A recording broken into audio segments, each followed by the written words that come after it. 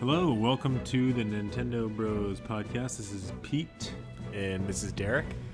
And today's a very special day, isn't it, Derek?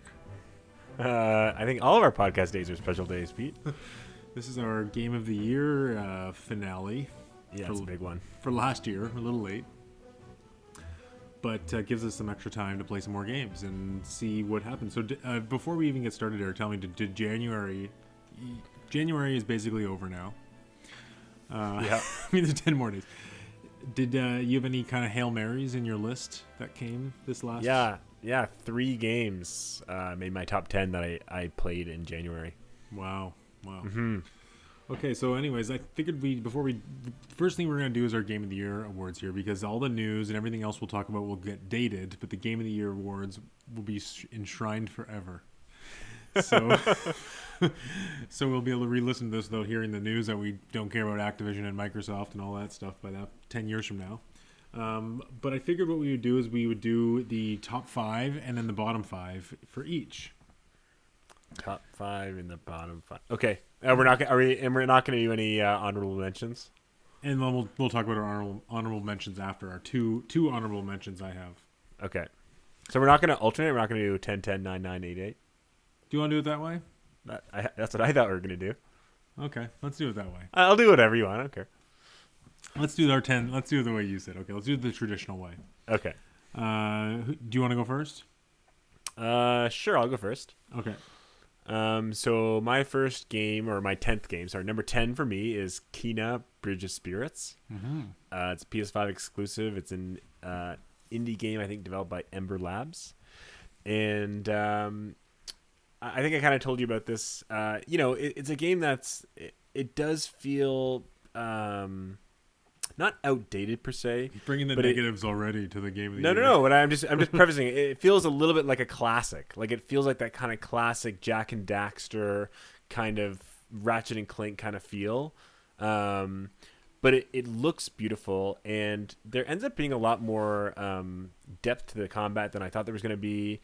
The music's unbelievable. The story's pretty good too. Like, it has heartfelt moments. The CG is phenomenal, and it's one of those games where you just enjoy it. It doesn't drag on too long. It's maybe 8 hours or so, and it just kind of is a tight, well-made package. Question: Is it full price? It's not full price. I think it's maybe $20 less or something like that. Wow.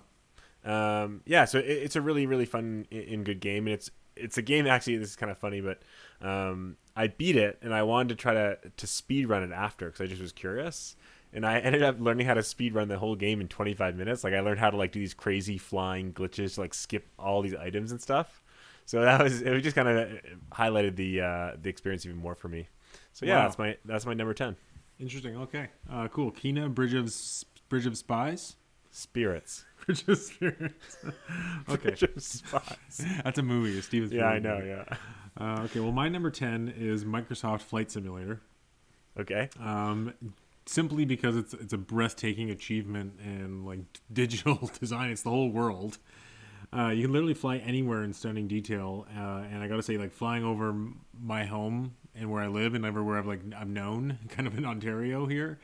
Was a true next gen moment. It was actually Xbox's series first true next gen exclusive, it's good because my Flight Simulator has been around for 35 years. It's an old franchise, but this one is finally made a little bit more accessible. Have you tried? You haven't tried it, have you, Derek? I haven't. 'Cause I was downloading so many other games that my drive got full before I could download this one. Yeah, it's a big one. So I will get it eventually, because I want to kind of have that experience that you did. But yeah, it's just awesome. If you want to go explore a city in the world, just pop it onto Microsoft Flight Simulator, and save yourself the hassle of going there. I'm kidding. No, but it is great. It's a total achievement. But anyways, that's my number 10, Microsoft Flight Simulator. Nice. Okay, so my number 9. So Kena is one of those games that I played in January. That's one of them. The other one that I played in January is my number 9 is Inscryption. And I'm not a big fan of roguelites, and I'm not a big fan of card games either. So I really was hesitant to ever try this, but it kept getting a lot of praise all over the internet. Sorry, you played it on the PC? I played it on PC, yeah. And then all of my friends played it before I did, which is really rare. My friends don't often play a lot of new games. They kind of play those, old classic, Age of Empires kind of old games. But they all played and they all recommended it to me. So I got in, and it's kind of funny. When I first played the game, maybe the first hour or so, I felt the game was like a 6 out of 10. Like it just, again, I didn't like card games. It was a pretty tough game. I kept dying, kept restarting. But the further and further I got, the higher and higher I would rate this game, because it like I mentioned to you a couple weeks ago, it truly goes down this rabbit hole of like, it just goes in a direction that you would never expect it to go in this direction. It's like, it's all over the place, and at the core it's still a card game, it's still a roguelite, but it's just, is it very like, it's meta, isn't it? It's like so meta. It's like meta and like fourth wall, and like it just like goes so beyond the genre of a card game that you don't really, it's almost like you can't describe how cool it is without ruining kind of what's cool about it. But I would recommend it to almost anyone, just experience kind of a cool idea of a game. I believe I did hear it was coming to Switch. It'll probably eventually come to other consoles and Switch. Yeah, I think it is coming to Switch. I think the last directive was. Is it the kind of game I could play on Switch, or is it like, do you think it'll be too low quality graphics? I think it'd be fine. I think it'd be totally fine on the Switch. Okay, good to know. Yeah, but yeah, so I really surprised I ended up liking that game as much as I did. But that's my number 9. Good, cool. My number 9, as we've talked about extensively, is Death's Door. Yeah. I don't know if it made your list, but did it make your list, by the way? It made my honorable mentions. Okay, cool. So if I mention a game that's also made your list, we'll wait till like the higher up number to talk about it. Yeah. But this to me is like the perfect indie game. It refines like kind of elements of other top-down games, and just felt very polished, really unique art style, wonderful music. Not necessarily wholly original or mind-blowing, but just very competent in every regard, and it was really just cool to kind of satisfying to explore and beat big bosses, and I think it did everything it set out to do, and it's great.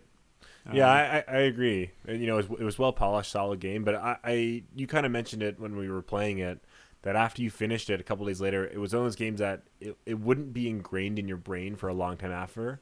It's a good, fun game, but it doesn't have that kind of standout experience of, this is a game I'll never forget. Yeah, or need to go back to. Yeah. But I mean, let's say there was a Death's Door 2, I would play it. Me too, for sure. And that's saying something. So that's my number 9, Death's Door. And that's on every system, by the way. And just so our listeners know, I played it on Switch, and I think it is on Xbox Game Pass now. So just head on over there. Yeah. Awesome. What's your number 8? My number 8 is Outriders. So this is a game that I forgot about this one, but I guess I played this one in January, December. I was so surprised about this. I thought it'd be a mediocre game. My friend and I kind of talked about playing it together just as like a cheap $25 game we could kind of go through online now that he had a PlayStation 5. And it ended up being super fun. Like the gameplay is really good. Sorry to interrupt you. Is it cheap? Like it's a discount price? Well, no, it's a full price game, but it came out like, in I'm gonna say April 2021. So, and it didn't sell very well, I don't think. So now it's $20, $25 on Amazon. It's also on Game Pass. So we picked it up on PS5, but it's way better than people give it credit for. Like people didn't play it and they thought it wasn't gonna be good. It's really good. The skills are fun. There are lots of interesting builds. You feel that kind of sense of overpowered awesomeness near the end.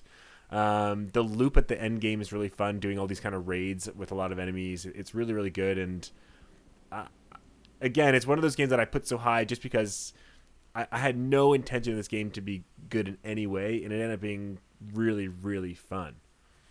Yeah, that's what I still need to get into with you. Yeah, the one negative I would say is like there are a lot of, there's a lot of jank and ungood ideas, if that makes sense. Ideas, okay. I know it's like their mini map and criticism over here. Their mini map and quests just like aren't quite there, and like sometimes you get glitched out and like weird things happen. Just not online. Polished and the UI isn't strong. Yeah, it's like it's really rough, but the actual game is just so fun.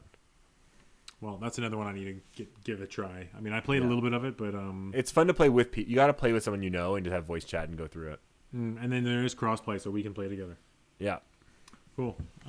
Well, my number 8 is, you know it, Mario Party Superstars. This had to go on my list because at the end of the day, it's the best Mario Party game ever. Agreed. There's no gimmicks, no motion controls, but it also has really great graphics, presentation, music, good the kind of options I've always wanted, online play. And it's honestly the best game I've played with a group of non-gamers in a long time, and it's something that like I'll play for years to come, I'm sure, actually. And it's also the game that I want DLC for the most, so that's got to give some credit too. So it's kind of, maybe it's not the kind of experience that's going to blow me away or make me, change careers and do all that kind of life change. It's not going to change my life. It's not going to make me go for a walk on a rainy day and reflect. Yeah. But it's also a game I'll probably play more than a lot of other games. So no, yeah, totally. I'm the same. I play with you and some of our family members, and I also play with my friends here. It didn't make my top 10, but it's one of those games that is really, really fun. I probably, just like you, will have more hours on it than most of my top 10. Mm-hmm. But I just, to me, it's like you already know what you're expecting. Nothing revolutionary. It was just really, really, really good Mario Party. I feel like I've been waiting years for this version, though. Do you know what I mean?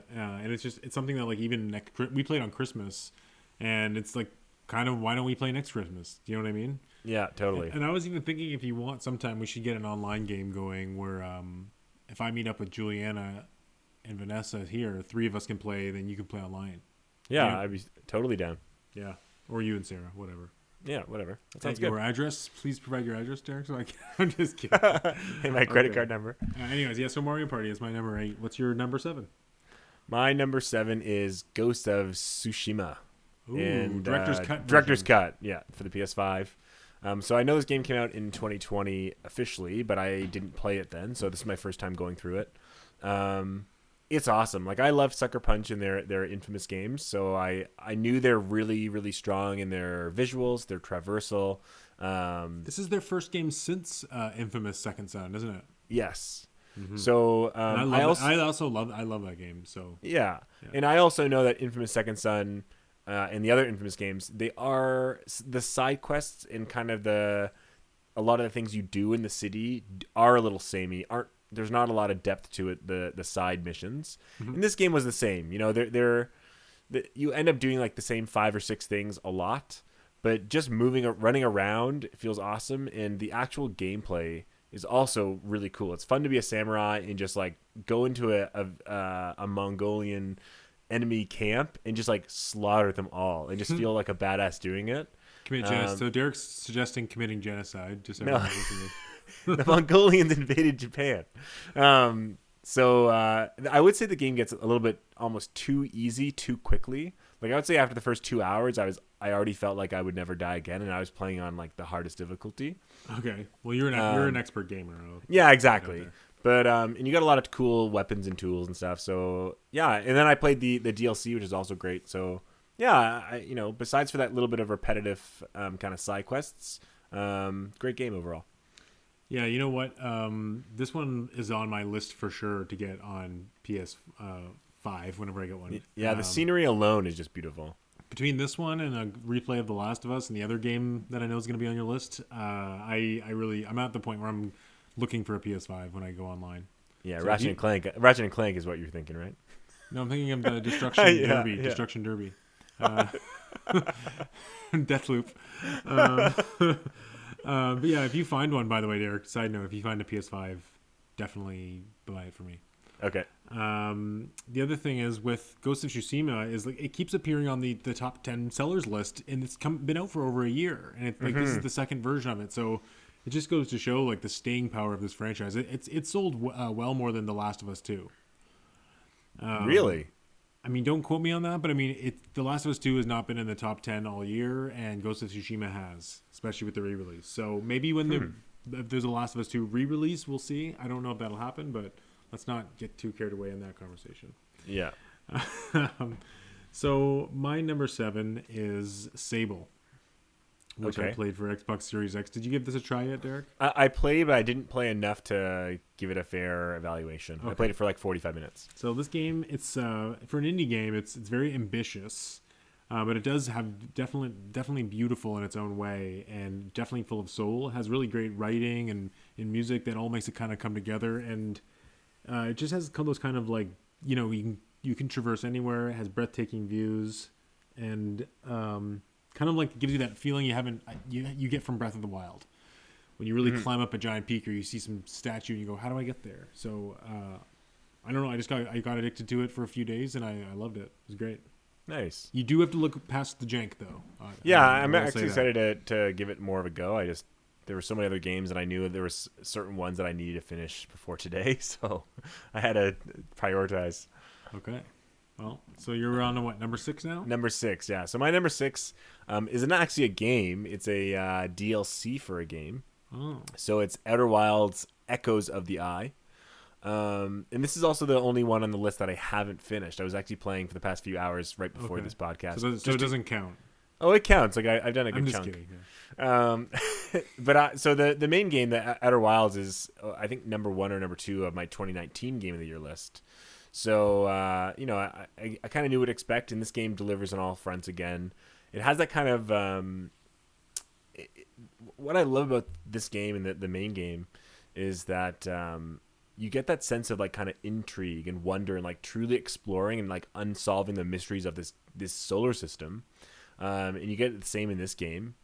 I also mentioned to you there's this one moment, I don't necessarily want to spoil it, but...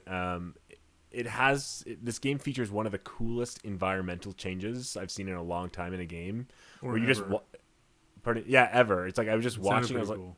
It was just the way you can see it is cool because like where you're in is it's like a circle, so you can look up and see it happening and like see it circle around to you. It's just really cool. And was it better than the first one for you? I haven't finished it. I would say no, just because it all takes place in kind of 1 or 2 environments. The mysteries and stuff are still kind of cool. And what I would say is they add a lot of horror genre into this DLC, which I really like. Ooh. Yeah, I was playing today in the dark, and I like jumped a few times. And I was like, oh my God. But I would say just because of the diversity and of the original, like the main game, I would put that higher just because there's a lot of really kind of cool things that are like, it all connects a lot better, I think. This game is definitely a DLC, it's just an add-on. Even though it's a great add-on with a lot of stuff. But if you didn't like the main game, I don't think you would like this. But yeah, it wasn't for me. I'm not really into that kind of like giant world puzzle style of games, but I do appreciate them. Like this is kind of like The Witness. Yeah, exactly. This is more like instead of like slide puzzles, it's like puzzles of the actual solar system. Yeah, I mean, I played a good couple hours of Outer Wilds originally, and I got like I saw how cool it was, but I think I just got stumped and wasn't willing to put the time in. So anyway, I loved it. Yeah, cool. And sorry, that's called Outer Wilds. What's the subtitle? Echoes of the Eye. Echoes of the Eye. Okay, cool. So my number 6 is none other than Cyber Shadow. Produced by the same studio as Shovel Knight, which I don't know if that means developed by, but published by. And this is my indie game of the year. Really captures the mix of Metroid, Mega Man, and Ninja Gaiden all in one. It feels like kind of like the ultimate NES game. And it's actually just flawlessly realized, and it doesn't overstay its welcome. It has great bosses, good story. It's perfect in a way. It's almost a 10 out of 10 game. It's everything it wants to be. And the perfect level of challenge. I loved it. I know you played it too. I don't think it made your list though, right, Derek? It didn't make my list, but it was high up my honorable mentions. I loved this game too. I just thought, my list had a little bit more games that I either enjoyed more, had more substance, or kind of new ideas to them. Mm-hmm. But I would say the same thing. It was a tight, I don't want to say like a 10 out of 10, but it was a tight game that really, it didn't falter in any way. The music was awesome, the bosses were awesome, the gameplay was awesome. It just didn't reach the highs of the other games on my list. Yeah, it's interesting how our lists are so incredibly different. I know, yeah. I'm sure we'll have one in the top 4 that'll be the same. What was your number 7 again? My number 7 was Ghost of Tsushima. Oh, that's right. Okay. And what's your number 5? My number 5 is So just to recap, Derek, your 10 is Kena, 9 is Inscryption, 8 is Outriders, 7 is Ghost of Tsushima, and 6 is Outer Wilds. Echoes of the Eye. Yeah. Echoes of the Eye. Okay. And my number 5 is Ratchet and Clank Rift Apart. Okay. So, Ratchet and Clank has always been one of my favorite franchises, and Insomniac Studios has been one of my favorite developers of all time. Mm-hmm. So I went in with high expectations, but I kind of already knew what to expect. You know, they don't really change the gameplay format that ever.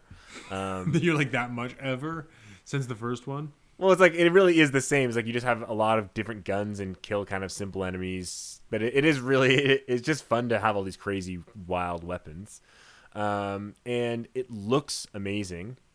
The story is fun enough to carry through the game, and it really does make awesome use of the PS5 solid state drive for all those kind of world warping stuff. That it really was cool. I'm like, oh my god, I can't believe this can be possible. Mm-hmm. And it also uses the PS5 controller really well with the haptic feedbacks and the resistive triggers and things. So it's like a showcase for the console. Yeah, exactly. And it's just a lighthearted, fun game. And again, it's not something you sink 30 hours into. It's just you play it through and you enjoy yourself, and it's done. Is it your favorite Ratchet game? No, probably not. I mean, I think Ratchet and Clank 2 will always be my favorite because it was like the first one I really I grinded out and I played through like 7 times in a row and got I got like the highest upgrade of every gun possible, like tier 10. Like yeah, that game was disgusting. Yeah. You and that little 13-inch TV in your room. Yeah. Wow. Okay. Well, that's cool. That's another one that if I got a PS5, I'd definitely borrow from you to play. Mm-hmm. My number 5. just assume that I'm going to lend it. I'm going to borrow them all from you. Okay. Well, my number 5 is Halo Infinite. I know this isn't going to make your list because we've talked about the problems, but just to focus on the positives, it is the best feeling, controlling and feeling Halo I think ever. The grapple hook in my mind is a true game changer to the design of the world and the big open environments with tons of verticality. It's Halo's back and better than ever in some ways, even though, in brackets, it doesn't feel completely finished. We know there's more improvements and there's more content that's coming here, and co-op, forge mode. As a games as a service, I feel better about this Halo than ever before. And I played the campaign to completion, and I thoroughly enjoyed it. And I'll be back playing it more. So yeah, I really liked it for despite all of its shortcomings. Nice. Yeah, I mean, my experience with Halo, I agree with you. It does feel really nice to play, but yeah, I've been let down by it in every other regard. So and I didn't finish it either. So it's not even in my honorable mentions. Yeah, I think I just have a thing with game feel, controls, and action that are big on my. If I look at the top of my list, it's all action. So spoiler. Okay, Eric. Well, what is your number 4? My number 4 is this is my indie game of the year. I guess if you count it as an indie, it's It Takes Two. Okay. And to me, this is probably the most creative and charming game that came out this year. I played it with my girlfriend Sarah, so it was fun just to play a cooperative game with her that was new and neither of us had played before, and it kept changing the formula. I really liked that because it made the gameplay it felt simple, but it varied enough that it never got dull. So you didn't have to get hardcore really good at a certain mechanic. You just had to kind of learn it a little bit and then get through that spot, and then it had a new mechanic. So yeah, I just thought it was simply fun, a lot of creative ideas, and it just nonstop threw things at you. So I had a lot of fun with it. It's my number 4. Cool. And I should mention this was high on my honorable mentions list. Okay. I really just didn't have anyone to play this with, really, who got into it too intensely with. I mean, Peter, I downloaded this game on Xbox Game Pass just to play with you whenever you want. I know. The moment didn't come, but I did enjoy what I played of it. Even though, yeah, it's a little bit basic. And I think my issue was that it was a little bit, it wasn't fresh enough to be like a truly unique game to play with, you and me to really get engaged with. Like when we did play, it felt a little easy. But when I played with a non-gamer, it felt too hard. So I think it was more of a specific target audience. Yeah. But I do appreciate what this game did. I felt the story to be really obnoxious and. The story is my gripe with it too. But yeah, no, I definitely appreciate it, and I don't regret buying it. So, my number 4 is Psychonauts 2. Okay, we have such a different list. Like I know it's opposites. like wildly different. So this was just a massive kind of adventure game that was made with a ton of love behind it. You can tell, and I mean there's nothing else like it in the adventure game genre really coming out. I guess it's probably similar a little bit to Ratchet and Clank, but it feels like a really polished kind of Jack and Daxter style game, like a PS2 era adventure. And it wasn't as linear in the way that a Ratchet and Clank game is. So it's a little bit more of like a world, and it's just the story and the voice acting and the characters really really well done, and there's tons of variety in the levels. Jack Black song, like it was a very memorable experience. I enjoyed it. I know the combat and the platforming isn't like the peak of the genre. They're not genre defining or amazing per se, but it came together to be more than the sum of its parts. Let me put it that way. Yeah, my opinion, at least currently, I've only played maybe 4 hours of it. Is I almost have nothing good to say about it. Wow, so, and this is Thaddeus's game of the year, just mind you. Wow, that's fascinating. Yeah. To me, it's just I mean, I'll play it more just because I want to be able to talk about it, with some real experience behind it. But I think it's unclear, muddy of what things are happening and where you are and like how to do things, and the upgrades are weird. You gotta kind of gotta embrace it. You gotta embrace it. I know, but it just like it isn't. It doesn't feel like it's well put together. It just feels like a cluster of ideas that are just like duct taped together. I don't know. Like, I can see where you're coming from, but it did have an 87 on Metacritic. Yeah, I'm not. Again, I don't think it's for me. It's like and it's also, too. I do think it's gonna. Do you think it's gonna land on the top 10 for Reset Era? I don't think so. Maybe the top 20. I don't think it will. Yeah, top 20 probably. Top 20 definitely. But still, I mean, I liked it. Yeah. So, anyways, what's your number 3, Derek? My number 3 is a game I bet you wouldn't expect mine to be on my top 10. I don't think it's on your top 10. It's new Pokemon Snap. Wow, number 3. Yeah, so I know I'm surprised. Now, I should mention it was one of my 2 honorable mentions. Okay, nice. Your other one was It Takes Two? No, my other one is I haven't revealed it yet. Oh, okay. It's a secret. I never played the original Snap very much. So, and I also don't love Pokemon. Like I liked it, so I didn't know if this game would be like a complete miss for me. But I figured it looked really good, so I get it. It is really simple. Like you're literally just taking pictures, but it's so insanely addictive. Like I played the game. I checked a couple of days ago. I have like 70 hours of it. Did you do the DLC too? I did the DLC, but it's like I still could go back and probably give another 50 hours and still not be done. I gotta say, I'm really surprised that this is coming out on top of all those other games. I know, but again, it's not necessarily because the other games I would agree are probably better games, more creative games. But for some reason, this game, like, it just clicked so well with me that like I loved the idea of like being on a safari and taking pictures and like solving these kind of interesting puzzles to get them to do certain actions and like seeing them in their habitat, like interact with each other. It was freaking cool, and I had that kind of compulsion to go back and like I gotta get the 4 platinum star of that Pokemon. I gotta get the platinum star. Oh, I gotta get him right in the spot. Oh, I just kept going back and back and back. So I think it came out at a time where there was no other game really launching in like the month in the month or two after. So like every weekend I was playing this game. So you're right. Like if I scroll down the list, like Echoes of the Eye or Ratchet and Clank or Ghost of Tsushima, like they are better games in my mind. But new Pokemon Snap, like somehow I loved it. Like it just like it hit me at such the right time in the right spot that it's a very feel good, E for everyone game, and that's rare almost. And the one thing I just want to add is to me it's the best looking Pokemon game, and it's also the most interesting Pokemon interactions. So those two things are like, man, it's way. I just wish this was expanded into a real Pokemon game. Yeah, anyways, I loved it. Like Arceus is going to accomplish that either. With Pokemon Snap, like there's also nothing else really like it, right? Like there's not really too many other highly, polished. Like how many rail shooter games. photography games are there?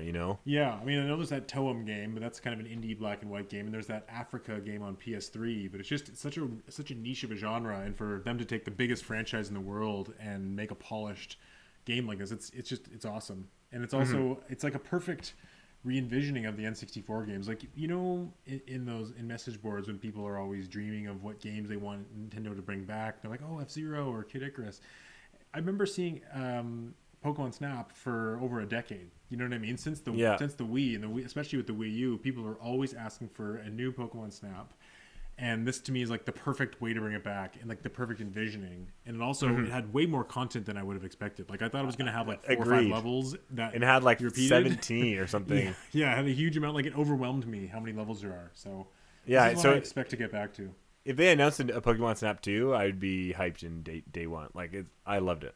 Yeah, I mean, even if they don't, they could just release DLC. And I'd be agreed. Would love it too. My number 3 is an interesting one because years ago it would have been high on my list, probably back in 2013 when it first came out. That's none other than Super Mario 3D World / Bowser's Fury. It came out in 2013. Yeah. Oh crazy, eh? Yeah, that is wild. That and The Link Between Worlds. 9 years ago. Same day I built them. I had them, took a picture of both. Wow. This is one of the best games on Switch for sure. It's so crammed with such an incredible amount of content for multiplayer or single player. Bowser's Fury is the only game that I beat in a single sitting all year, and that's not just because it's only about 4 hours, but it's just 100% bliss to me. Like when I played it at midnight when it came out, and my second time I played it, I 100%ed it. And it's just kind of one of those replayable things, and it's also a glimpse into the future of 3D Mario and that kind of open world. I loved every second of it, and even the improvements they added to 3D World with it being 1080p, faster speed, faster load times. Like it's just such an amazing package, and one of the best Mario games ever. The one fault I will say is that just due to the nature of the game having 4 players. Super Mario 3D World never really feels quite tailored for 1 player, and it never feels quite tailored for 4 players. So it's kind of like I can't say that it's better than Odyssey or better than Galaxy. I don't think ultimately it is, but it's just like this package is so strong. Yeah, I mean, yeah.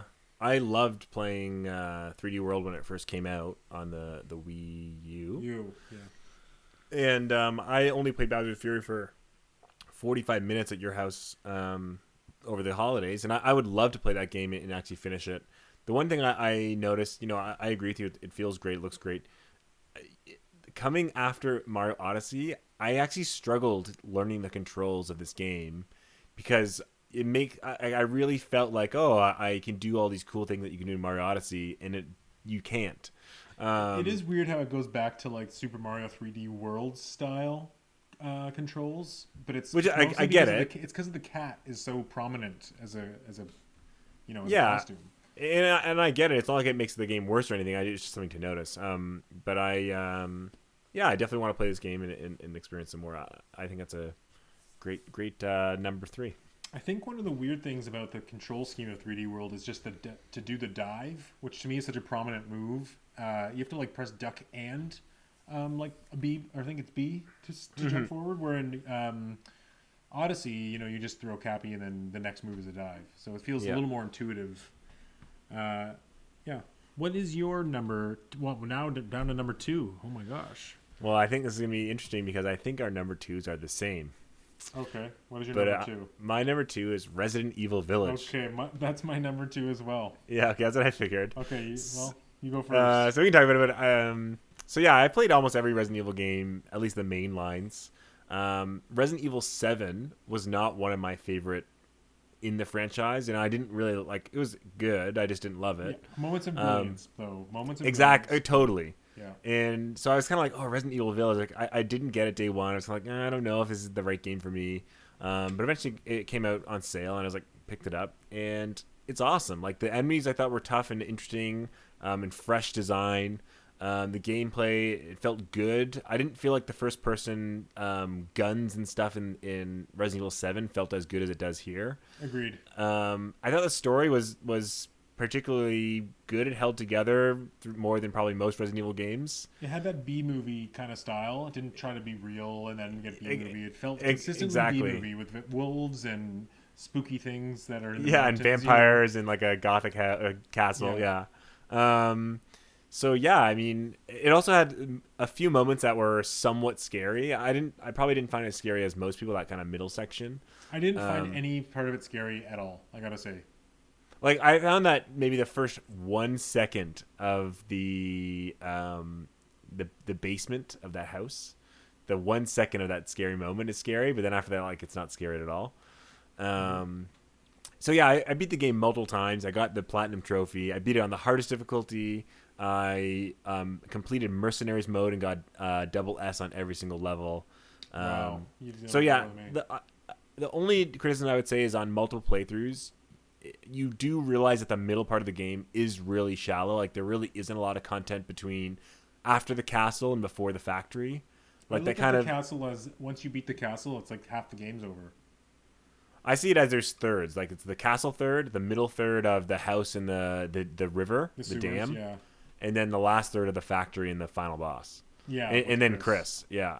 And the middle third is just like, you realize it's a pretty quick puzzle, and then the quick dam part, and it's really, there's not much to it. But overall, like, it doesn't change how I feel. Like, the game is just awesome. A great addition to the series. Yeah, I mean, I think you didn't emphasize enough just how good the art is in this game. It's the art direction is so amazing. Like, I watched all those behind the scenes videos in the options, and did you watch those where it shows kind of like from concept art to designing the stages and lighting them, and it's such an incredible amount of detail and design went into it. And it's like, I think it's one of the most consistent Resident Evil games. Like, it doesn't really, I know you kind of feel the middle is quick, but better than it dragging and getting boring like a lot of I agree. It's not bad. It doesn't, I almost wish there was a bit more to it. But yeah, you're right. It's not bad. It was also just the polish. It was really, I really liked it. It was a lot of fun. But yeah, it's actually one of those games that now, having played it, I actually would have bought it on launch day. Like, that's how good I think it is. You know? No, me too. Yeah, I agree. Okay, Derek. Well, I guess before we get to our number ones, actually, let's just do our number ones, then we'll do our review. Okay? So I'm really curious what your number one is. So, do you want me to go first? My number one? Yeah. Okay. So my number one, it's actually a huge surprise. You would have never guessed this one. It's Returnal. And Returnal is my game of the year by a country mile. So, like, the number 2 through, maybe 7, they could all be slightly changed and it wouldn't make a big impact. To me, number 1 is so far beyond Resident Evil Village, so far beyond my number 2 that it's not even it's so not even close. Like, the other games are really very, very, very good games this year. Returnal's an amazing game, like, of all time. It's so good. I'm someone that doesn't really like the bullet hell games or like the shoot 'em up games. I don't like roguelites, but somehow Returnal puts these all together in this weird amalgamation with third person action, and it just hits every mark. Like, the controls feel good, it's responsive, it's fast paced action. It rivals the kind of the Doom Eternal chaos, like you're flying everywhere. It's run smooth, the visuals are awesome, like all the vibrant particles, the bullets are flying, they're all like really bright colors. The story is interesting enough. It'll keep you intrigued and kind of questioning what's going on. The world looks really cool. I mean, even if the world's cool. The design of the creatures in the world look amazing. Yeah, the design is awesome. The guns are also really cool. Like, a lot of them have unique kind of.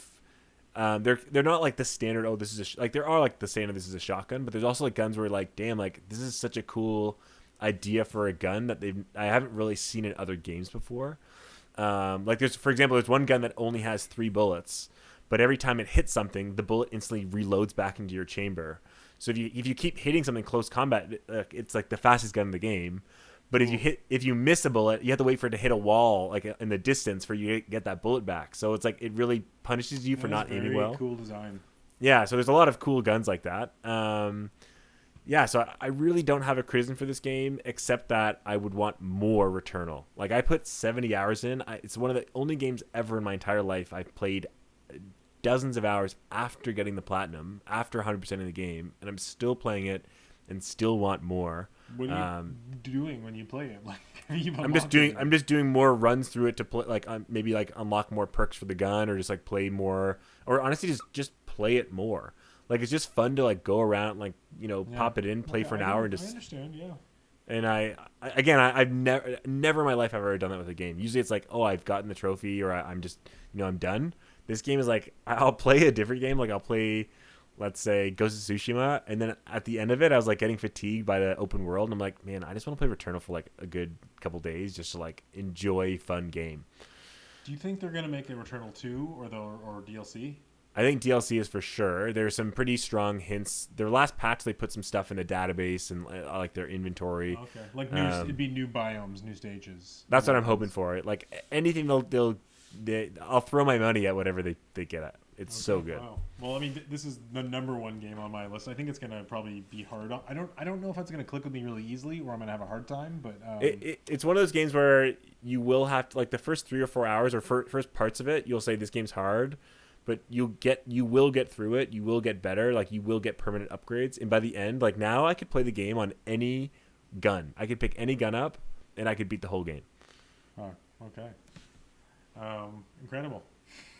Yeah, it's on my game of all time list now. Well, yeah. I mean, same with my number one. My number one's actually, it's been on my game of the year list for years. And you know that I love the game Resident Evil 4, which this year had a re-release. There's no way. There's no way. 4 VR. I just bought a gaming PC, and I'm just kidding. I'm like, surprise. I wouldn't be shocked that it would be your number one. I'd be shocked that Metroid Dread somehow dropped from number 1 to number 11 or lower. No, actually, yeah, you're right. My number 1, but also by a country mile, is Metroid Dread. This is just, I mean, to me, it was everything I want a 2D Metroid game to be. Had amazing attention to detail.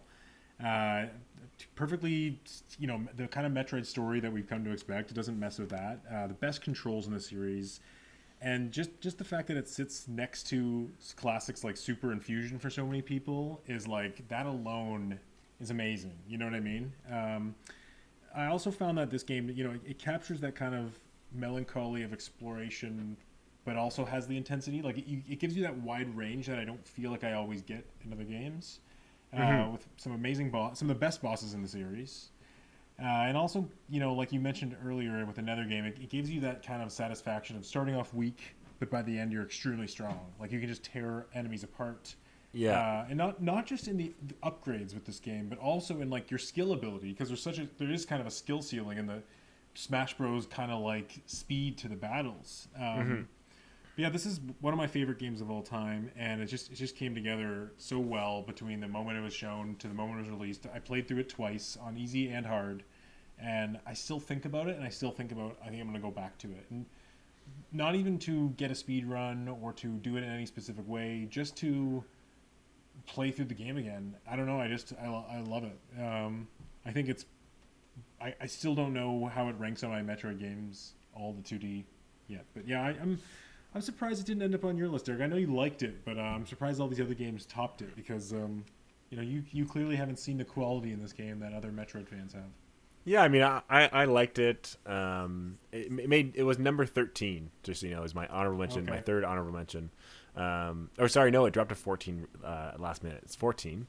I really did like it. Like, it is a very good game. I just felt, the things that I've already criticized that we just didn't. I saw criticisms that you didn't see, and you saw greatness that I didn't see. Mm-hmm. And I think either way, we both agree that we both recognize that it's not a bad game. Like, I think it's a very good game. I just, the controls aren't perfect to me, and I don't think that the world layout and design and path you take through the world is great. But again, I agree. The bosses are awesome. You do have that feeling of you're being super strong by the end. The environments are okay. The music's mediocre.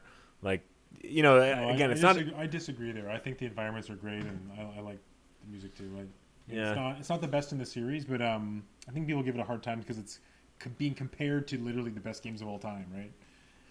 So yeah, again, it is like a game people would expect to have a 10 out of 10, and it was more maybe out of a 9 for some people. Yeah, like I'd give it at least an 8. Like it's a very good game, but the other games that I played were either tighter packages where I had less negatives about them, or even if I had more negatives, they just tried. There was more interesting things that I really liked about them. Yeah, like, I mean, I do think that, and I think you probably can agree with this, that in 10, 20, 30 years, people will still be talking about Metroid Dread. Whether or not it's good or bad, or, people saying it's actually terrible or it's actually better than people thought. But I'm sure... I don't think that's true about most of the games we've listed tonight. And I'm sure if I play Metroid Dread again, it'd probably make my top 10. Because honestly, like I said, besides for Returnal, like maybe the top 4 are pretty well cemented. But, like 5 through 15, it was a toss-up. Like they were all very good. And I was just kind of like, which one's better? Which one's better? I went back and forth a lot on all my games besides for those top. I encourage you to go online and look up some of the small, like, attention to detail. Like there's so many little things in Metroid Dread that people are still finding, and I haven't seen anything like that on the Nintendo side since Breath of the Wild, where like people are like, wow, did you notice this? And even like little things in the background, or there's an area where like water leaks and then you see water leaking in a place below it. It's like there's so many little things that are done with detail and animations added to, like if you get things out of sequence order, it's just such an incredible attention to detail, and people are still finding things in it. So I encourage you to give it that second playthrough on hard and maybe look into just how amazing it is. Okay.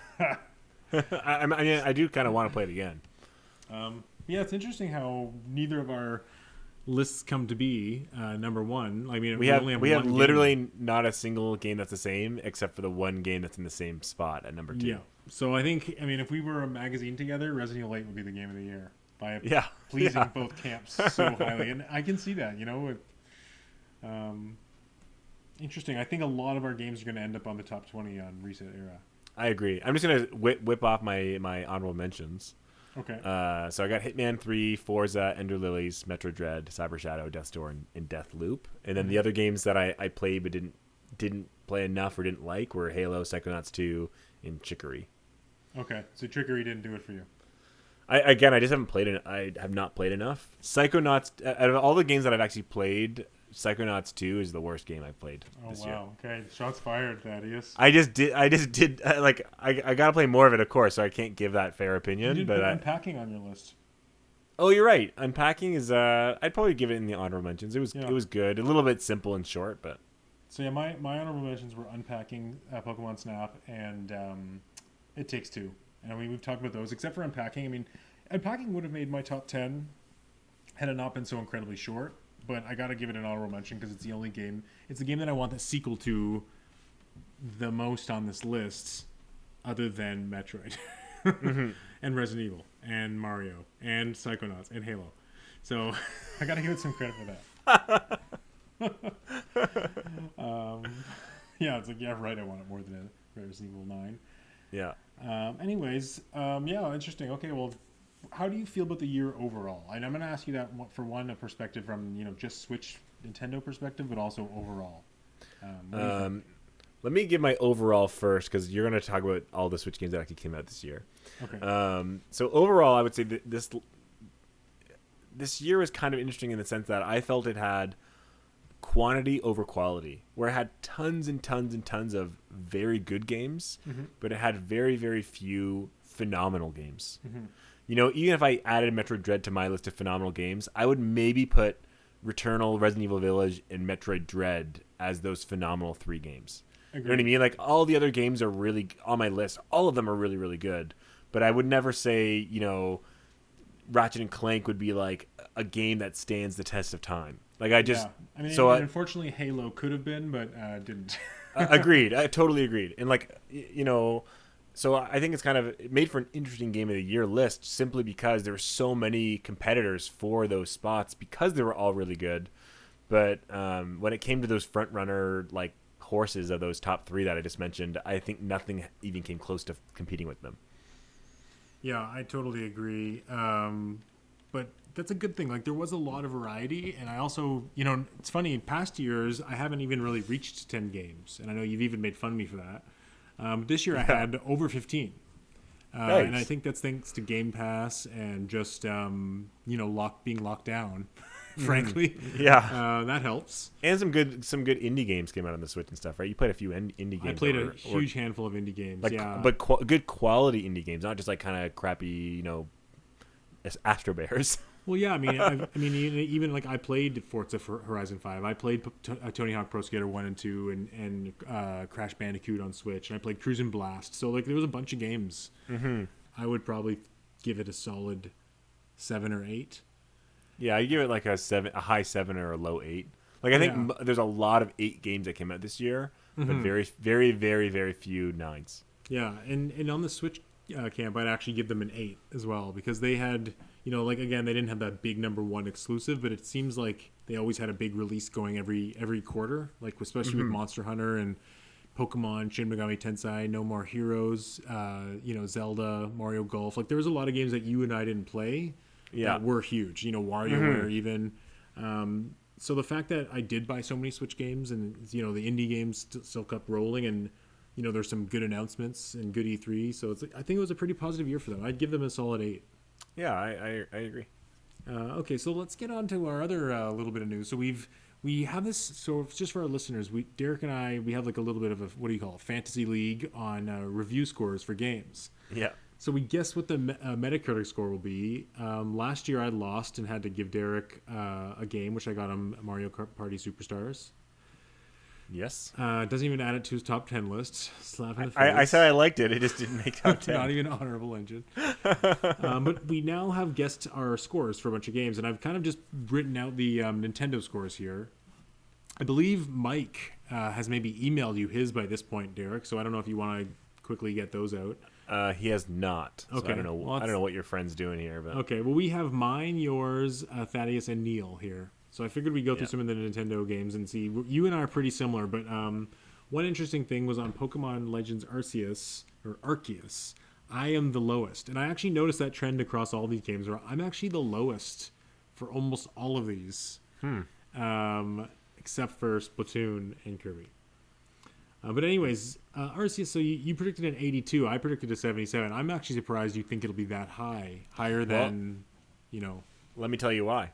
Why? So in general, most Pokemon games, at least the main line, get between 80s and 85s. And I think this game will lose some points for being barren and whatnot, but I think it will also gain some points back for being 3D, open world, trying something different. And some people will love this. Some people love those kind of Monster Hunter style games.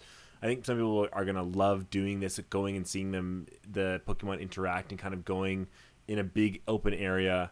And people just love Pokemon. I think just the Pokemon name makes it a pretty safe. You're right. Like it could totally tank and be a 72 as well. I just don't see it as that. I think they've hyped it up enough that this game will get at least an 80 or higher. So I'm in agreement with you that I think because people love Pokemon and everything, and I think it'll be high quality enough of a game. But I just can't see any justification in the gameplay we've seen so far why any reviewer, even giving it the most benefit of the doubt, would still give it an 8.5. I think if a reviewer is giving it the benefit of the doubt, it's going to be 8s across the board. Yeah, but think about all the Pokemon fan reviewers. Well, I also think there's going to be a lot of 7s and 7.5s, like a lot, because the game plays... there's no dungeon. It doesn't look like there's dungeons. It doesn't look like there's gyms. There's no other, trainers to battle. It looks pretty barren. It seems like the only thing you do so far is... I thought there was other trainers to battle. No. So it's you're like, I can't change my score now. No, I don't want to. I still agree with my score. I thought you were wrong in there. I mean, I hope it gets higher on the 82. But yeah, I'm guessing a 77. The next one I thought was interesting was Bayonetta. Are we not going to talk about the other people's scores? Or we're just okay. Well, it seems like we're all kind of in agreement. Neil. No, yeah, you just mentioned it in a way that 78. Like neither of them have an outlier there. We're all kind of in agreement that it's in that middling 75 to 85 section. But I guess the lower end. There's a bigger difference on Bayonetta 3, where you and I guess 85, which is an all-time low for the series, and Thaddeus and Neil guess 93, which is an all-time high for the series. So I thought that was interesting. So yeah, the reason I voted lower is I again Babylon's Falls made by Platinum as well. And I know it's probably like different people working on them, but I just think Platinum isn't they're not as revolutionary as they're not keeping up with the times as much as I think they could. And I think Bayonetta 2 was just like it just hit all the right notes, and I don't know if they're going to do that again. I think it'll be great, but I don't think it'll be reach Bayonetta 2 heights. I agree. And it ultimately comes down to like a spread in my mind where I guess these scores. So like it in my mind it's going to land between 8 and 9. It could be an 89. It could turn out to be, but I think that's kind of like as good as it will be is at 89. Yeah. And at worse it'll probably be an 81. Like I can't see it being worse than that. Yeah, because it's still one of their peak high quality games. Nintendo's publishing it. It's got a long time in development. I mean, I hope it's 93 to give these guys a win. Let's put it that way. But that first reveal wasn't great, and development hell, and like you said, Platinum Games. That's kind of one of the reasons why I dragged it all the way down to 85. But any other time, I would probably give this a higher score. Yeah, no, I agree. The next one, which we'll talk about a little bit later because there's a trailer that came out, was Kirby and the Forgotten Land, where I guessed 86, you guessed 80, Thaddeus guessed 89, and Neil guessed 75. And I think this is one where I'm going to gain a full 6 points on you. See, but like this one, I told you, I messaged you before we even sent the scores. This was one of the hardest ones because a lot of Kirby games do get in the low 70s. But this one does look really good, and I could see it getting on those levels of high 80s just because it's closer to that Mario Odyssey kind of cool sense of exploration 3D stuff. I really didn't know how to vote for this one, but I thought, playing it safe as 80, I could see it maybe getting up to an 84, and I lose those 4 points. I didn't know what you would go for. But I could also see it going down to like a 76. Someone says, it actually doesn't play as well as it should. It's a lot shorter than it probably could have been. There's only so many power-ups. The flying mechanic doesn't feel good. Like I could see it getting lower than an 80, but I played the safe card on that one. Yeah, I mean, I can't see it getting below an 80 on this one just based on the quality of that recent trailer. If it was the first trailer, see, the thing is, it's funny, my score actually went way up from that second trailer. And also some of the things that people have noticed from the trailer, which we'll talk about after we get through our scores. But there's a lot more to this game than you might realize, and it looks like they're really going all out, and I'll get into that. But I actually thought it could be, Thaddeus might be on the money. Like, I can see it getting up to 88. And I just went a little lower to be a bit more conservative because, I knew you'd go low, so I figured why not. I'm also thinking about where you're going to land, so... But just playing against me. Lots of strategy went into these numbers.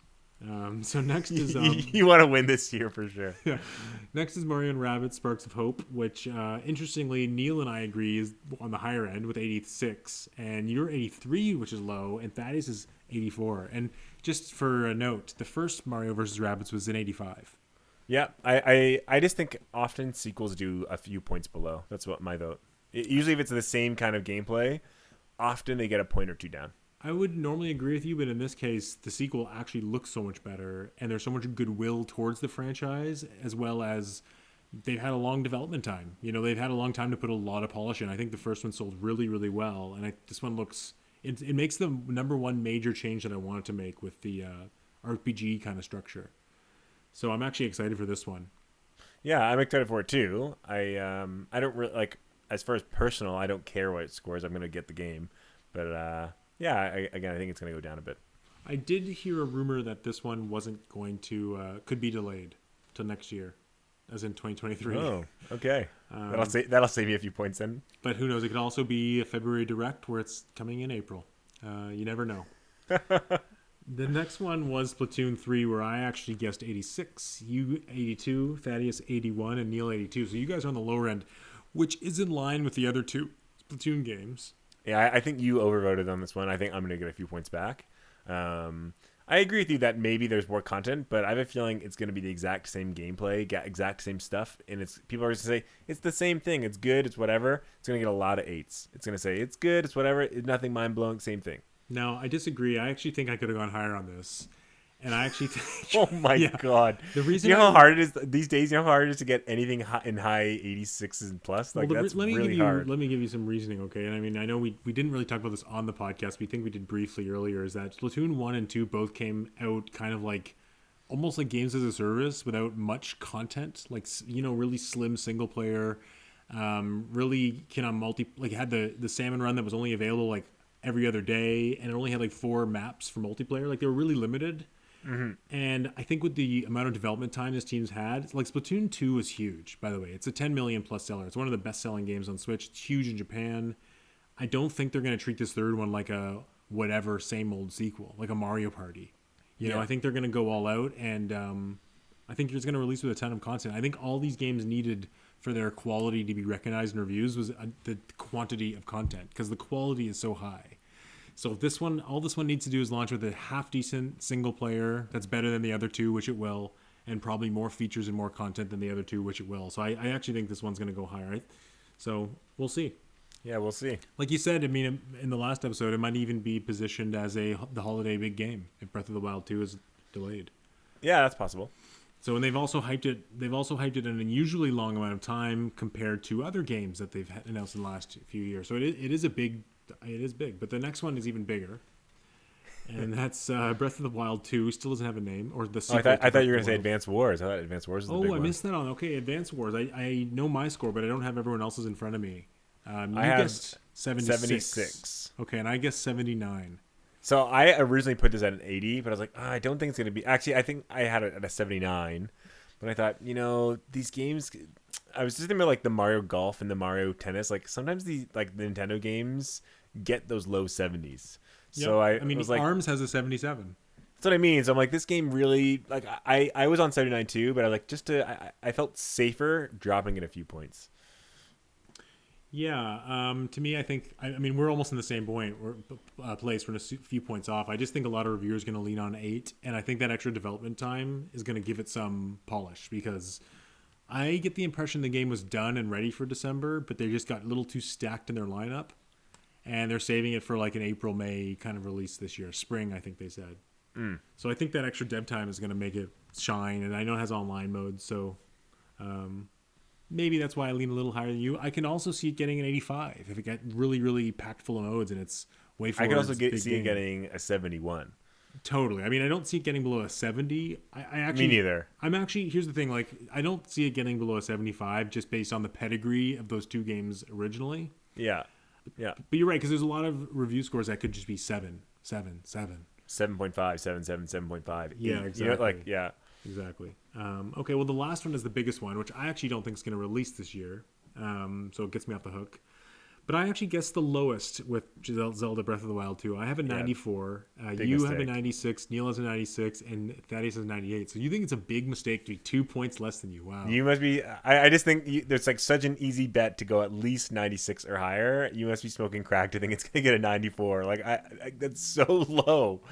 Think about it. Like, Breath of the Wild crushed it. They got a 97, almost 98. And now you're voting 94 on the sequel, which looks like it's upgrading every single kind of gameplay mechanic in the game. Yeah, but there's still that factor of it's not a new thing, right? It's still a sequel. And if it gets I would almost... see, it's funny because I actually argued the opposite for this one. Breath of the Wild is so loved that people... And Zelda is so loved that every reviewer is going to go into this. Every reviewer that's going to play this game and review it is already the biggest Zelda and the biggest Breath of the Wild fan. That it's going to get so many 10s. You're assuming with your score that it's going to get more 9s than 10s, which I think is unreal. Yours is actually saying it's going to get a whole bunch of less than 9.5. Like, I don't know. I think 94 is way too low. Well, let's remember that Skyward Sword has a 93 on Wii. Yeah, so if anything, that's better my point. You're saying it's around Skyward Sword. So can I tell you where I'm coming at this one from? Because go for it. I think it's going to be an amazing game, and I think, just to remind you, 94 is an incredible score. It's also of course higher than most games. It's what it would still be the highest score of God of War list. got, right? I mean, it's what The Last of Us 2 got. So like 94 is a disgustingly high score. Yeah, but for Zelda and Breath of the Wild, it's not. Maybe, but I also think the landscape of... I was more considering the landscape of reviews at that point of time, and the fact that this is going to be, the same engine, the same control scheme, for the most part, that we know about. And I also think it's going to get nixed for not being a beautiful 60 frame a second game. I mean, we're going to be in a world that's Horizon 2 and Elden Ring will have been out for 8 months, and we're also looking at Starfield in depth. We're looking at other big games in depth, and then we have this game that's running on Switch, and it's going to barely hit 30 frames a second. As much as you make a good point, that doesn't matter. When it comes to Zelda and it comes to Breath of the Wild, the frame rate, graphics, they don't matter. I agree, and I think it'll be beautiful. I just think that's going to lean quite a few reviewers towards the 90 mark. I think that it's all, to me, no matter what negatives are actually in the game, because you know me, I don't I have negatives for Breath of the Wild. I think it's impervious to getting lower reviews. I think it's one of those games that like no matter what, it's going to get disgustingly high reviews. Well, let me put it this way, Derek. Let me put it this way. So either I win points on this, or Zelda is better and better and better the more points I lose. So like, aren't I winning in both ways? Yeah, aren't I winning in the same with like Kirby? Like same idea. No, in Kirby, yeah, I guess so, but I don't know. I guess that's not high on your hype train. I don't know. But you also missed Triangle Strategy, by the way. Let's talk about Triangle Strategy. So I put in 84. I did 83. And what are the other guys? They're about 83, 84 too, right? I think they're around the same, yeah. I based mine on Octopath Traveler, and then I thought about, do people like Final Fantasy Tactics kind of strategy RPG games? Yeah, this studio seems like they can make one little mistake in the UI and design, and all of a sudden it's the number one major complaint on message boards and reviews, and it's getting 8s and 7.5s. You know what I mean? Like, it's too high of a risk. It looks great, but it felt too high risk to give it like an 89. I know. I could see it getting an 86, but I could also see it getting a 76. You're right. Yeah, I mean, I can also see it getting a 91, but that'd be the outlier in my mind. Yeah, and also I don't see it getting a 91. Well, you never know. I mean, it could just be that darling that everyone loves. I feel like the Octopath team has such an amazing craft of what they make that they just need the right game. They just got to hit the mark on all the aspects, yeah. Yeah, and I think this might be it for strategy fans. But interesting. Anyways, it's good year for Switch ahead, it looks like. So the next, a bit of news, we've talked about it a little bit already, but recently the new Kirby and the Forgotten Lands trailer came out. Notably with, to my opinion, a huge improvements on graphics, as well as a release date much sooner than we thought, which is March 25th. Yeah, looks good. It also looked a little bit faster paced, which was good to me. Now, my question to you is, are you going to get this day one? I'm considering pre-ordering it. So I go back and forth just because February and then is already big with 2 games, and then you got Triangle Strategy. This is end of I know, March. but then you got Triangle Strategy. So you got 3 games from February 18th to March 3rd. I'm like, but I'm only getting Elden Ring, so because I don't have a PS5 and I'm not interested in Triangle Strategy. So I know, yeah, but for me, This looks. To me, I think this is pretty much lined up to be a AAA 3D Nintendo game, and it might be usher like Kirby into the future of 3D games. So some of the things that have come out from this trailer is that it appears to have like a full slate of worlds and stages. Like, it's not. We know now that it's kind of the old design. But it's interesting because each stage, they've kind of like, people have slowed down through the footage and found that each stage in each world is actually huge. And there's like a ton of all of these to unlock. So it's like the game actually looks like it's going to be big. And someone even looked at all the islands in the distance, and it looks like a good world map. But it also has a little town, and the whole game is co-op. There's some sort of online functionality. There's mini games, and it looks like there's a boss rush mode. And also, I know you saw the trailer, but there's some like giant vistas when the camera pulls out that just look amazing, in my opinion, like artistically. Did you see those, or? I don't really remember the trailer. I did watch it. Yeah, I thought it looked great. I don't think it was like unbelievable. Just so you know, I think it's, people don't usually hype Kirby games a lot, but the entire community is behind this game. Like, every fan loves what they're seeing. There's not really much of a, it looks okay. Even with Star Allies, which is the last Kirby game, people were kind of like, oh yeah, it's like another Kirby game. But this one looks really, really good. And also, I agree, it had a lot of potential to be great. I think there's a good chance it will be phenomenal. Yeah, and maybe the best-selling Kirby game ever. The other thing is it has the 2-player co-op, which I was thinking about makes more sense in this kind of 3D game without the moving camera.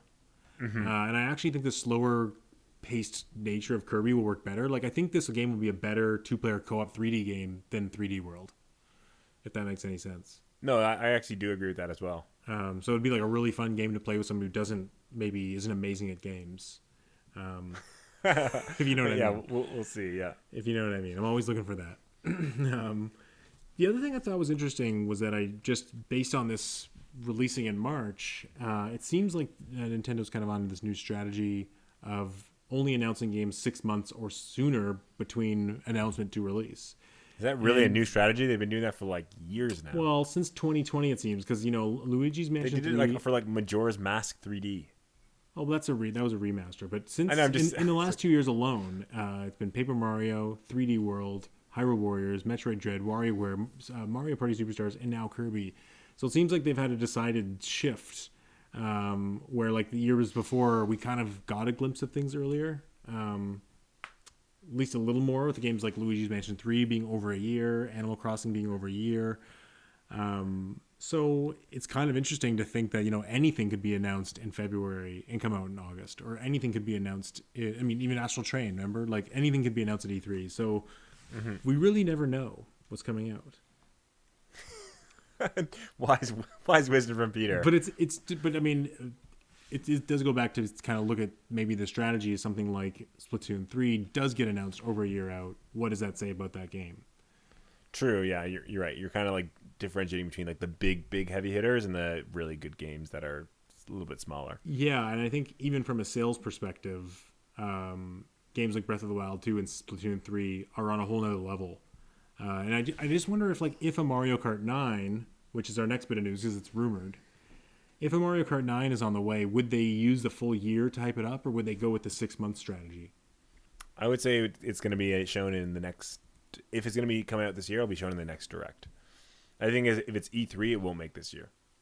You don't think it's a E3 reveal and holiday release? If that's the case, then it won't be Breath of the Wild 2 coming out this year. There's just no way I can picture Mario Kart and Breath of the Wild 2 coming this year. That's what I'm saying. So that's what I'm saying. Unless it's something like a February reveal and it's coming in July, and Breath of the Wild is still coming in November. I could see like a February reveal and it comes out in August or September. Yeah. Yeah. But at the same time, I also don't think Mario Kart 9 is coming at all this year. That's what I said. I don't think it is. Yeah. It's like that. I think it is on the way. I think the rumors are probably true, but I could see it coming out in like April 2023. Yeah. I think it's an easy one to bit. They're going to wait till the release of the next set of hardware they have. I think it's either Breath of the Wild 2 holiday in April Mario Kart, or it's like holiday Mario Kart, April or March Breath of the Wild 2. Oh, I think there's no chance of Mario Kart this year. I think if anything this holiday, it'll be like Donkey Kong or Mario, if not Breath of the Wild. Oh yeah, the Donkey Kong that hasn't been announced or mentioned. Yeah. It's coming. They're building the theme park. It's going to happen. Yeah, and the F-Zero and Star Fox games as well. Those are coming. You know what I realized today about Star Fox is there's never been a real Star Fox sequel to Star Fox 64. Like they've always mucked it somehow, whether it's Command, Star Fox or Adventures, or Star Fox Assault, Zero, or Zero. Like they've just never done a clean sequel, and that's kind of what they should do. But anyways, Derek, let's get on to our last piece of news. Pretty huge, earth-shattering news, like changing the entire gaming landscape. And that Microsoft has bought Activision Blizzard. No, Microsoft is buying. Yes, they're in the process. Yeah. But it's probably going to happen. I don't see why if they, just I was reading about it, and if the deal falls through, Microsoft has to pay Activision Blizzard $3 billion. Really, I don't see the deal falling through. No, me neither. Unless antitrust, but even I was reading about that, and the lawyers said, it'll be questioned, but it'll get through. But even then, they're still smaller than Tencent, and they're still smaller than Facebook. And Sony. And Sony as far as number of publishers, but even in the size of company, too. Mm-hmm. So Tencent and Facebook are actually, I think, bigger companies than Microsoft. But Microsoft is a bigger company than Sony. Microsoft in entirety is the second biggest company. In the world. Yeah. Yeah. If you talk about market cap. Yeah. So I don't know where you got Facebook from.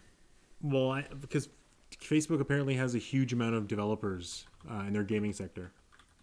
Oh, like they do like their mobile crap games. Oculus, mobile, just their for biggest market cap, it goes Apple, Microsoft, Saudi Aramco, Google, Amazon, Tesla, Facebook/Meta, and then it keeps going down to random stuff. Okay, and then Nintendo. Probably Nintendo's not even on here. Top 100 probably. Even not even Sony's, the top 100. Yeah, even Sony's not even high up. Like Disney is 31. Yeah, like Microsoft could buy Sony. Oh, for easily. I mean, there's rules. But anyway, so Microsoft bought Activision Blizzard, or is buying. The rumor was that they were in talks. They wanted to get sold. That they were going to sell to Facebook or somebody else. Yeah. And with the recent allegations and stuff, their stock value is low. It kind of makes sense that Microsoft bought them. Now, Derek, do you think this is what do you think about this? Like, this is crazy, but what do you think?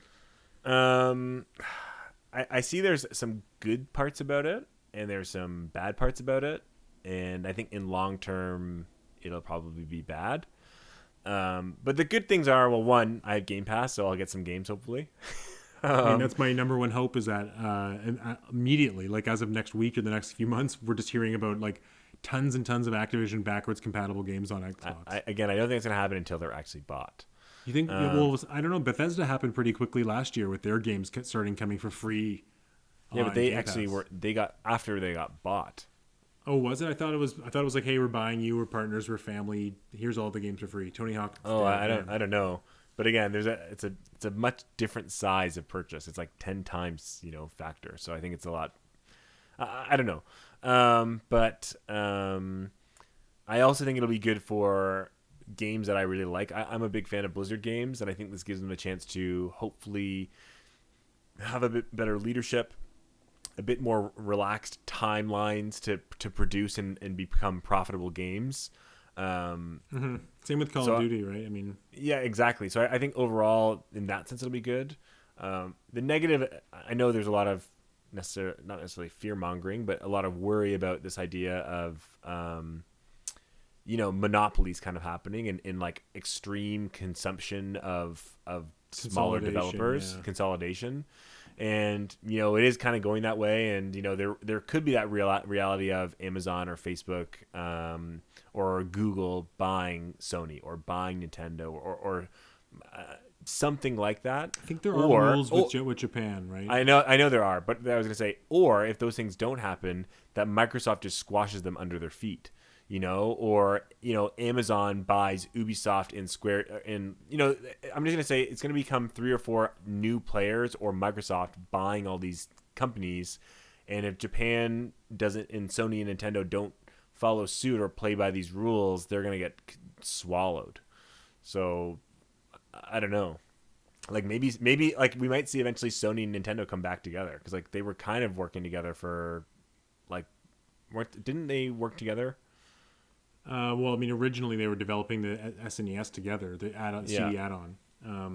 But I think the interesting thing here is just, I mean, there's different ways to take it because from competing with Facebook or Amazon perspective, it's like the smart move, and it's like, yeah, you got a big American developer to be owned by a big American company, kind of makes sense, right? But if then you can think of it from the perspective of Sony or Nintendo, like where do they stand with this kind of future? And I think for Sony, it's interesting if you really take a step back from it. I think for Sony, it really is just Call of Duty at this point. Yeah, totally. I think like a lot of the Blizzard games are on PC anyways. So I think a lot of the people who play World of Warcraft or StarCraft or even Overwatch are playing on their PCs anyways. So it's I think Call of Duty's becoming that too as well. Well, it can't be denied that it's not. Call of Duty was the second highest selling game on PS5 last year. I know it's big. I'm saying it's. I think now that there will be owned by Microsoft, I don't necessarily see that as increasing Xbox sales as it will just increase the PC sales. Like I don't. Like I'm curious because it certainly makes it like, okay, if someone's gonna choose, which they are going to choose between Xbox and PlayStation, like it makes that choice a lot easier when Call of Duty is going to be free every single one on the Game Pass service. But such again, a draw. I see it as people are going to say, well, I'm just going to get a PC and then have all those games, and if I want to get some exclusives, I'll get the PlayStation 5. Like I agree. I think I think you can go either way. But I think there's a good chance that it doesn't boost Xbox sales, it boosts PC sales. And PlayStation 5 is fine anyways because, their competitor isn't actually, it doesn't help their competitor in the sense of hardware sales. I think you're underestimating the amount of people that, well, at the same time, I think you are underestimating the amount of people that really just want to play Call of Duty on their TV. But I think we also need to keep in mind that even though Microsoft bought them, we're probably going to see Call of Duty still release on PlayStation 5 for at least 2 years. Mm-hmm. So the average for this generation, for someone buying a PS5, a casual gamer, like it's almost like half the generation they've had Call of Duty. So it's too late to kind of win this gen, See, it's funny if Sony's really smart, they now have 2 to however many years to create a Call of Duty clone and call it a different name, and at least try to, like, you know what I mean? Like, why not go for that? Well, I think at this point they really should. Sony should be investing in a first-person shooter right now, because that's the major thing that I want the takeaway from you is that Microsoft almost owns the first-person shooter genre by default. For sure. And it's interesting to me because, the Bethesda purchase was almost bigger for me, because when you really think about Call of Duty, like there's a huge amount of talent. Or sorry, when you think about Activision, there's a huge amount of talent and developers there, and even franchises, but they really have just become such a Call of Duty machine. Yeah, and but I care about Blizzard. They release so infrequently. It almost seems like buying Bethesda was the bigger deal with Skyrim and Starfield and Doom and Wolfenstein and all these, frequently good FPS releases. But you gotta also remember that Blizzard games sell 30 million and Bethesda games don't sell that. Except for, true, like Skyrim. But I mean, like, if you think Deathloop sold anywhere near as much as, Diablo 3, it's like they're not even comparable. So sure, it takes huge. I'm just saying on the console space, for me, it's not as big of an impact. And I think even on the console space for a lot of PlayStation gamers, it's really, if you really think about it, it's not that big of an impact if you don't play Call of Duty. But that's what I'm saying. I said, for PC gamers, it's a big get, but like, I don't really think it's going to affect PlayStation versus Xbox. Like, if you're going to get a PlayStation, you're going to get a PlayStation for the games that PlayStation will have. If you're going to get an Xbox, you're going to get an Xbox regardless. And now all this does is just make people buy PC more. That's what I think. Yeah. I definitely think it's going to push people away from PlayStation towards PC or Xbox. But I wonder if Sony will respond, because at this point, if they're willing to spend $70 billion on Activision, are they willing to spend $30 billion on Capcom? You know what I mean? Or $30 billion on Square Enix? Like, how far will Microsoft go in that direction? Well, did you see that list of all the market caps of all the big publishers? I didn't, no. Oh, there was some list on the forum, and it said, like, Activision Blizzard is $70 billion, and it was like, it was like number 2 or number 1, and then like numbers 4 through 12, which are all the big publishers you could think of, combined would be Activision Blizzard.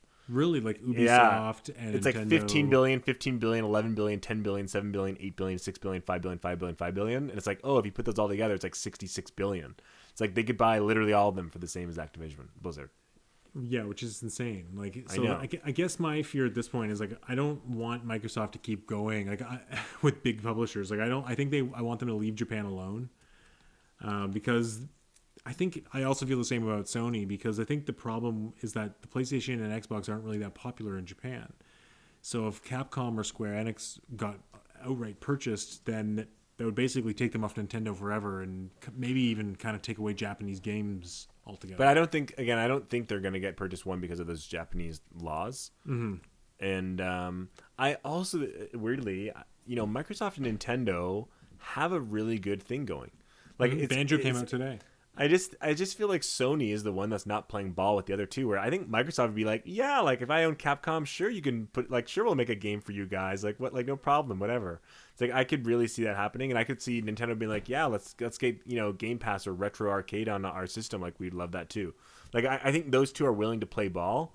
I think Sony is the one that's kind of like holds their cards to their chest and wants to build their own kind of little castle and doesn't let those things kind of happen. And I think Sony, like you said earlier, like, they're going to get on that FPS train ASAP, because they're going to need to fill that gap. And if they can, that is a big gap for them, I think, now. And I think if they fill all their third-party gaps, they can end up like a Nintendo, where, like, they kind of have their own walled garden castle with all their enough intellectual property that they're okay, Yeah. Because this thing almost affects Nintendo like not at all. Very few Activision games in Blizzard even come out for Switch. Like, I think, Diablo and Tony Hawk and a few games, but nothing big, nothing at the same release date, nothing exclusive. Yeah, exactly. So it hasn't really affected them at all. And that's the interesting thing is how well they position themselves.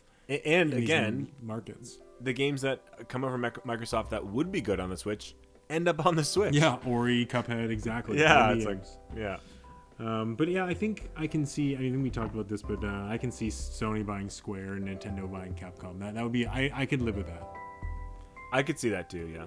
I think Nintendo probably won't make a giant purchase like that because it's really out of their nature. I really don't think that, but I can see them buying a few more small studios. Like I can see them buying WayForward or Shinen or some small devs like that have worked exclusively. Mercury Steam. Yeah, Mercury Steam, which I think is already working on another game and working on polishing off another allegation. So I'd be happy if they bought Mercury Steam. Metroid Dread 2. Let's do it. Okay, well, Derek, do you want to do what we've been playing this week, or do you want to skip that? It's already been an hour and 40. What I've been playing has been the games I talked about, because I've been grinding those 3 or 4 games in January. Okay, the only game I've played that I haven't talked about is I beat Resident Evil 4 on Switch. Oh, I thought you were going to say VR. Nice, okay. Yeah, so... I have one game. I've been playing Heroes of the Storm. The Blizzard game. I've been playing that with my buddies. So I guess next time we talk, Derek, in 2 weeks, is there anything I guess we'll know about Pokemon Arceus, how that turns out. Yeah, and we'll see what news kind of percolates the next few weeks. Maybe there'll be a direct. Maybe we'll talk sooner than 2 weeks if there's an early February direct. Yeah, that's true. Yeah. All right, Derek. Well, this has been a great Game of the Year chat. I'm also going to post our top 10 list in the description of the video so people can see all your mistakes. Sounds good. Okay. I'm kidding. Okay, well, Derek, have a nice week. Great chat. All right. See you later.